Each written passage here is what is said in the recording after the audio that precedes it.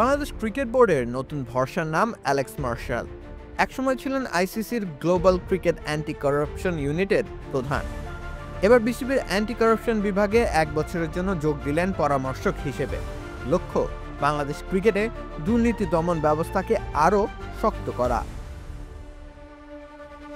Martial গত বছর September পর্যন্ত ছিলেন আইসিসির অ্যান্টি কারাপশন ইউনিটের জেনারেল ম্যানেজার। তার আগে ইংল্যান্ড অ্যান্ড ওয়েলসের পুলিশদের পেশাগত সংস্থা কলেজ অব পুলিশিং এর প্রধান নির্বাহী হিসেবে নেতৃত্ব দিয়েছেন। পেশাগত জীবনের শুরুটা 1980 সালে পুলিশ অফিসার হিসেবে।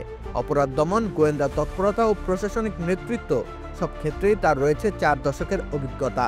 2008 সালে হন হ্যাম্পশায়ারের চিফ কনস্টেবল।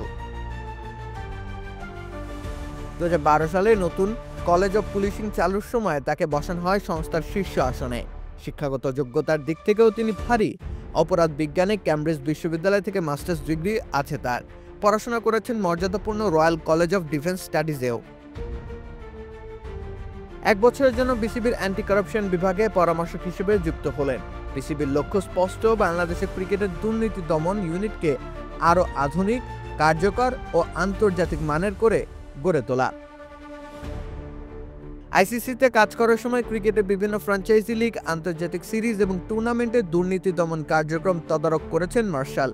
এখন বিসিবি চায় তার অভিজ্ঞতা ও আন্তর্জাতিক সংযোগ কাজে লাগিয়ে বিপিএল ও ঢাকা প্রিমিয়ার লিগ সহ দেশের ক্রিকেটের দুর্নীতি রোধে নতুন মানদণ্ড গড়ে তুলতে।